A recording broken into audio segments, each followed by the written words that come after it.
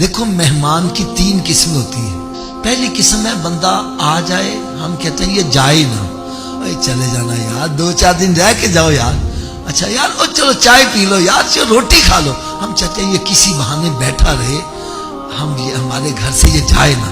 یہ مہمان کی پہلی قسم ہے. کون سی ہے؟ دوسری قسم میں آ جائے, ہم کہتے ہیں جلدی سے یار خلاصی ہو, اچھا یار باقی باتیں بعد میں کر لیں گے, اگر کوئی ضروری بات ہے تو فون پہ بات کر لینا, اچھا میرا کام جلدی ہے مجھے جانا ہے. ہم کہتے ہیں یہ نکلے فٹافٹ. تیسری قسم ہے کہ ہم چاہتے ہیں یہ میرے گھر میں داخل ہی نہ ہو. ایسا ہی ہے نا جی. اب مسجد کس کا گھر ہے؟ اونچی بولو یار ذرا, اور اونچی آواز سے بولو. ہم اللہ کے نزدیک مہمانوں کی کون سی قسم میں رکھتے ہیں؟ مسجد میں آ جاؤ, اگر مسجد میں جی لگ رہا ہے, نماز پڑھ کے پھر بھی بیٹھا ہے, تسبیح پڑھ رہا ہے, قرآن پاک پڑھ رہا ہے, درود پاک پڑھ رہا ہے, سمجھ جاؤ مہمانوں کی پہلی قسم ہے رب نہیں چاہتا یہ جلدی میرے گھر سے چلا جائے. اور اگر مسجد میں آیا ہے جلدی جلدی ٹھونگے مار کے بھاگنے کی کرتا ہے, سمجھ جاؤ مہمانوں کی دوسری قسم ہے رب نہیں چاہتا کہ یہ میرے گھر میں زیادہ دیر ٹھہرے. اور جو مسجد میں آئے نرالا یار, اس کو اپنی قسمت میں رونا چاہیے کہ وہ اللہ کی نظر میں اتنا گر گیا ہے کہ رب تعالیٰ اس کو اپنے گھر میں داخل ہونے کی توفیق نہیں دے رہا. یہ بات اچھی طرح ذہن نشین کر لو, بندہ اپنی ہمت سے مسجد میں نہیں جا سکتا, جاتا ہے تو رب کی توفیق سے ہی جاتا. یہ بات صحیح ہے یہ غلط ہے؟ میں تو یہ ببانگ دوہل کہا کرتا ہوں.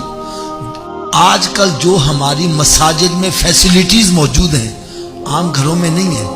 کارپیٹ بچھے ہوئے ہیں, اے سی لگا ہوا ہے, پنکھے لگے ہوئے ہیں, ٹھنڈے گرم پانی کا بندوبست ہے. ہر گھر میں یہ سہولتیں میسر نہیں ہوتی تقریباً. اب چاہیے یہ کہ پورا محلہ ہی مسجد میں آ جائے, لیکن مسجد میں وہی آتا ہے جس کو رب توفیق دیتا ہے.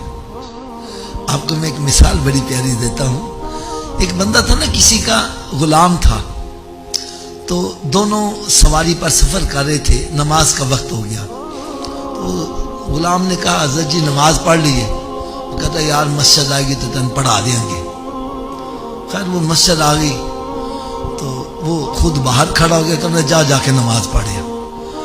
اس نے نماز شروع کی, کچھ سرور آنا شروع ہو گیا, کچھ رکوع لمبے ہو گئے, کچھ سجدے لمبے ہو گئے, کچھ تسبیح پڑھنے لگ پڑا. وہ باہر کھڑا پریشان, وہ آواز دیتا ہے اوے اور باہر نہیں آ رہا, تین کنے اندر پھاڑ لیا وے جڑا تین باہر نہیں آن دے رہا. کہنا جڑا تین اندر نہیں آن دے رہا وہ میں باہر نہیں آن دے رہا.